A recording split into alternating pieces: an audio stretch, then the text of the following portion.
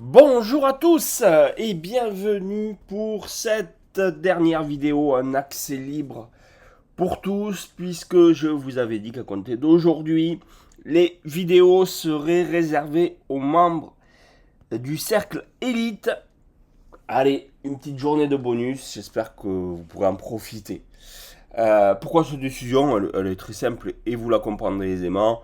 Regardez mes vidéos, c'est sympa en tout cas pour ceux qui les suivent. Mais en tout cas, ça ne vous fera pas, quoi qu'il arrive, réussir s'il n'y a que ça de façon isolée. Acheter une formation, ça ne vous fera pas réussir non plus.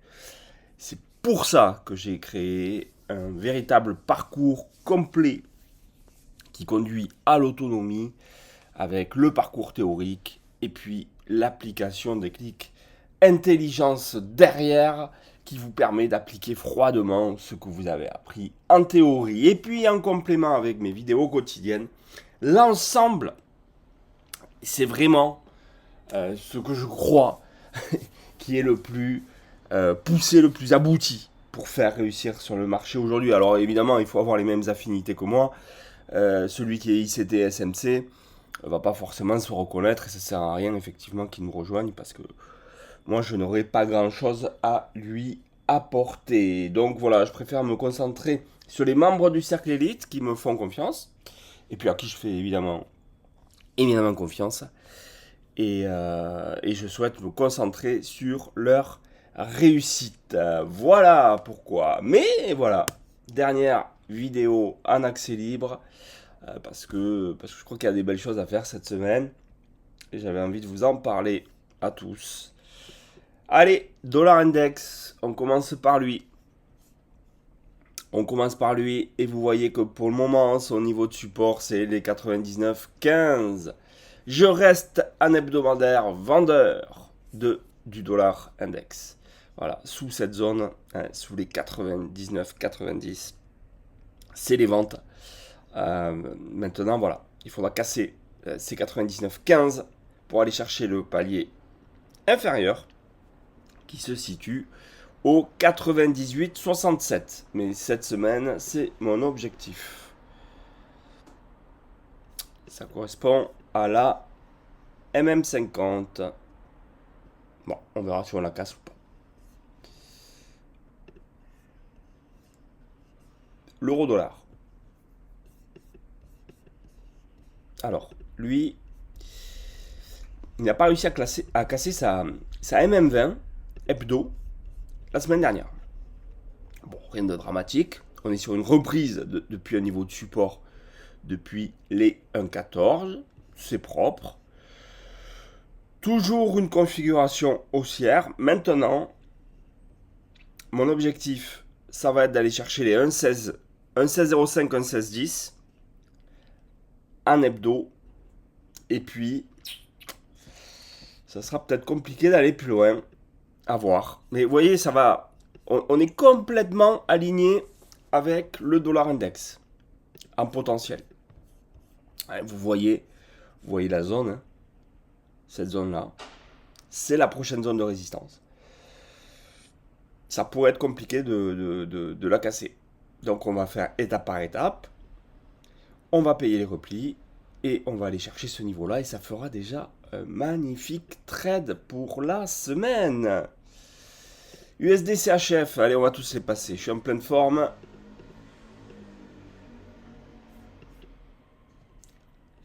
Allez, on vise les 0,8040. Encore une fois.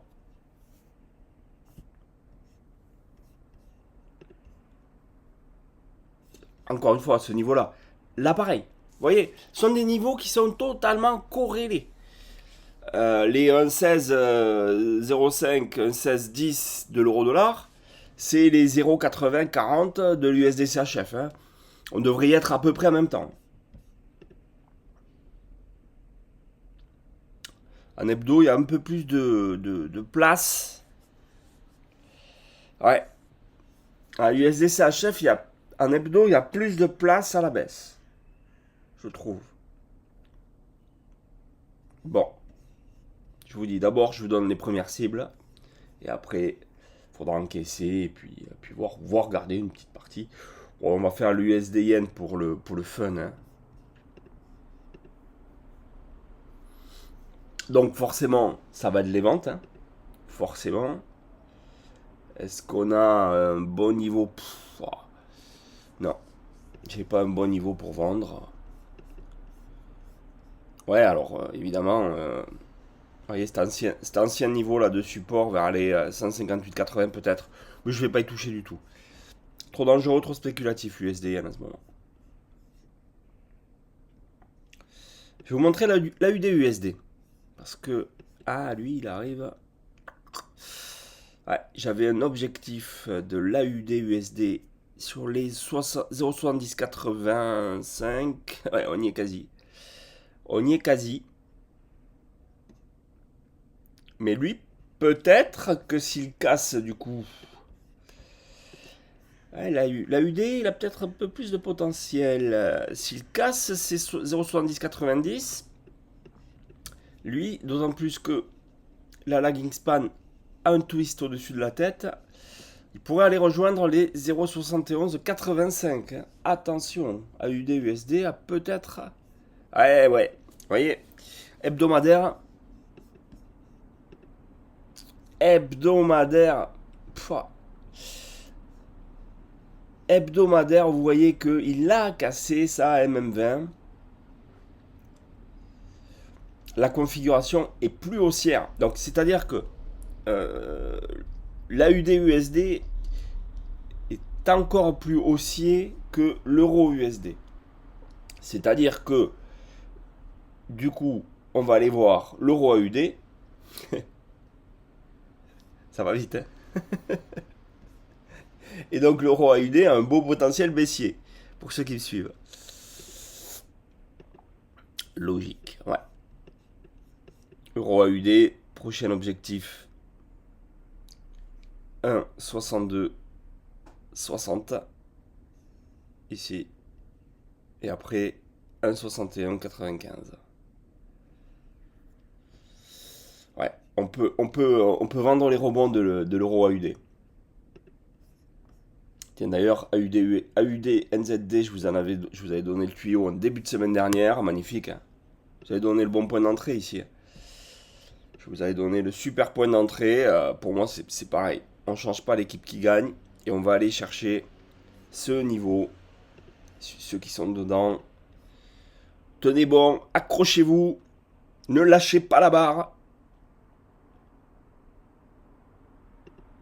Allez, on attend d'aller chercher un impact sur la MM50 Daily. Plus ce niveau-là, vers les 1,2060. On s'accroche fort. Et on y va.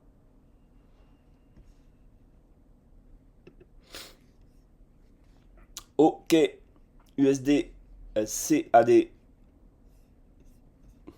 Des baisses. Toujours de la baisse sur l'USD CAD. Là, je vois en 4 heures, j'ai un bon niveau. Voilà. Si jamais ça rebondissait, ce serait un beau niveau de vente.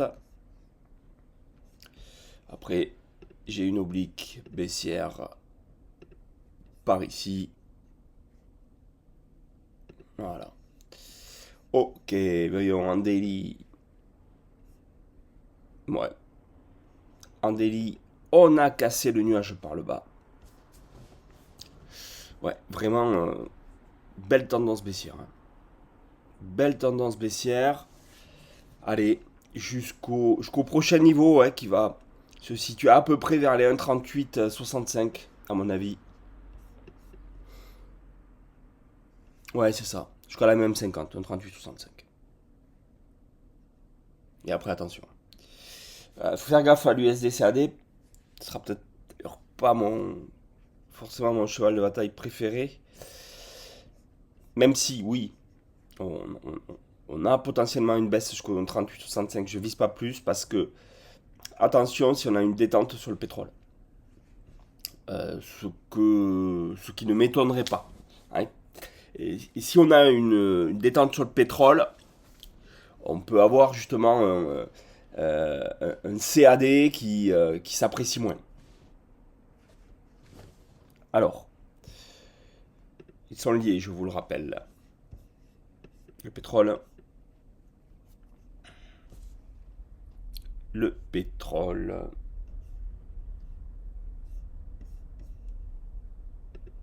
Bon, on n'est pas vraiment sur des zones de vente. Mais en tout cas, si retour il y avait par ici, je ne vais pas me priver.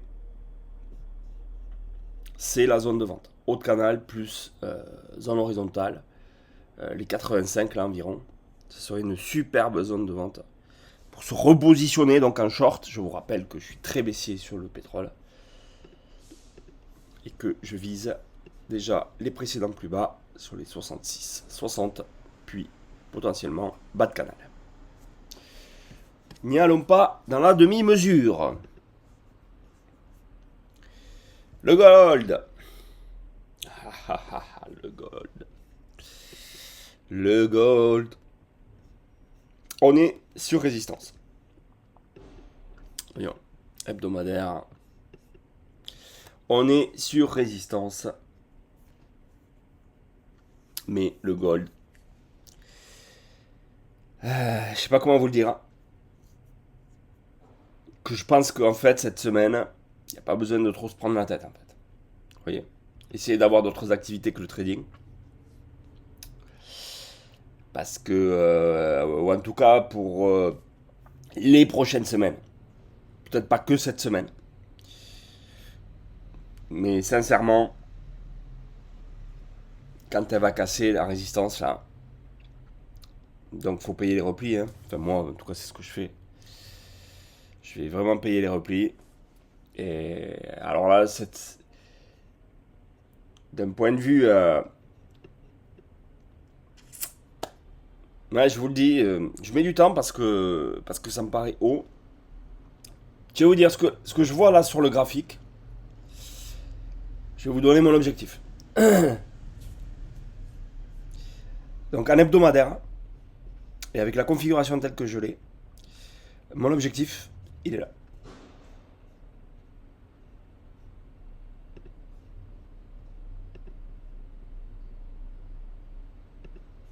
Et il est là, fin août, début septembre. 4008. Ça me paraît énorme. Ça me paraît énorme.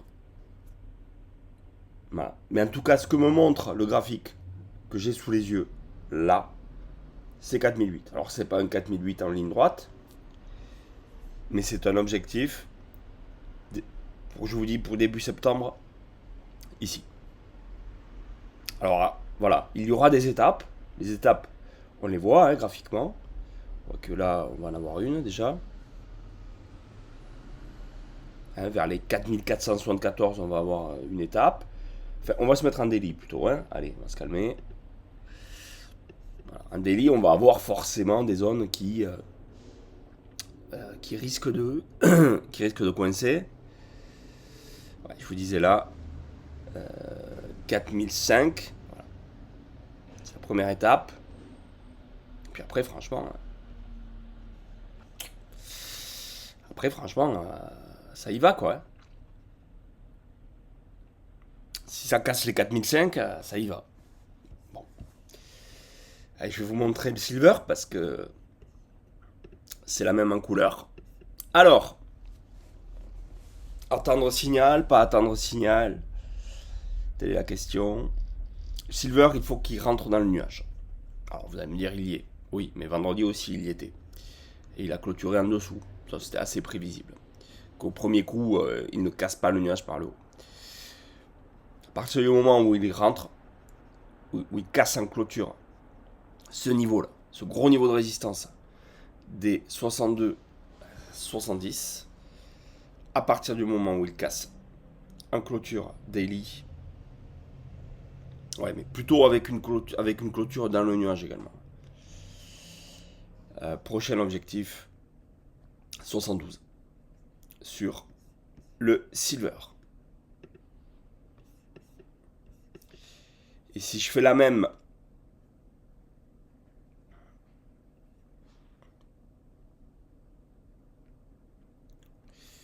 Ça me donnerait un objectif dans les 80. En weekly. Pour le silver. Voilà. Je pense que cette semaine, pas besoin de faire du trading haute fréquence. S&P 500. Vous savez ce que je voulais vous dire encore.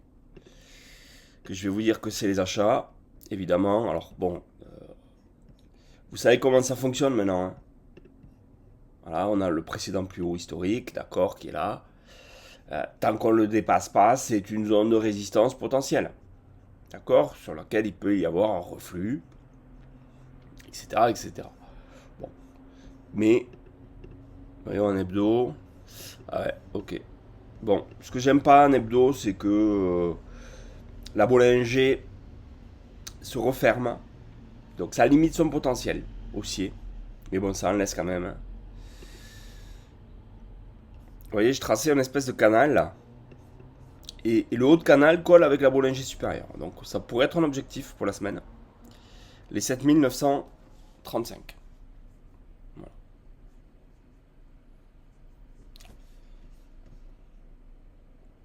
Que des achats pour moi. Enfin, jusqu'à cette zone-là. À cette zone-là, je ne serai plus acheteur. Nasdaq. Un hebdo. Pareil, on a une Bollinger qui se referme. Bon. Mais la configuration de reprise est belle. Là, on va viser le plus haut historique. Et au plus haut historique, on fera attention. Voilà, toujours des achats sur repli. Et on va viser donc les 30 600. Arrivé aux 30 600, j'encaisse, je lève la tête. Qu'est-ce qui se passe? Est-ce qu'on continue ou est-ce que on corrige?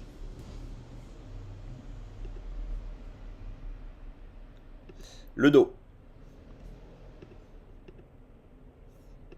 Bon, ben, il a la MM7 Daily qui va arriver sous les pieds. Bon, mais c'est le top ça pour relancer le mouvement jusqu'où jusqu'au précédent plus haut qui est ici. Voilà. 54 700. Et après, on verra. Le Russell, bon, j'imagine que c'est la même en couleur. Je vois que les canaux qui se traçaient hebdomadaires, ils sont pas mal, je pense. Donc je pense que Russell, idem. La Bollinger supérieure qui se referme, qui tombe au même niveau que le haut de canal, comme sur le S&P 500, ça me plaît bien cette affaire. Objectif donc jusqu'à 3145. Arrivé à 3145, j'arrête et on pourrait avoir une correction.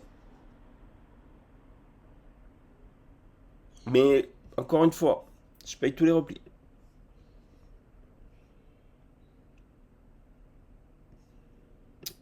On va faire un tour sur le Nikkei. Bon, le Nikkei, je vous avais dit depuis... De toute façon, je vous avais dit depuis la cassure de ce canal baissier, c'est la hausse désormais qui l'emporte. Et on arrive sur le tout premier objectif que je vous avais donné, qui est les 67 400. Je vous avais dit d'abord cette zone, on y arrive là. Et puis après, en second temps, on ira chercher les 69 300. Bon voilà, c'est top ça. Une belle semaine. Vous éparpillez pas. Franchement, cette semaine, moi honnêtement, je crois que je vais quasiment rien faire. Mais le potentiel est gigantesque. Donc là, vraiment, vous affolez pas. Soyez sélectifs. Prenez des configurations qui vous parlent. C'est ça qui est important aussi. Vous savez, des fois après on regrette, ah ouais, j'ai pas osé, j'ai pas fait.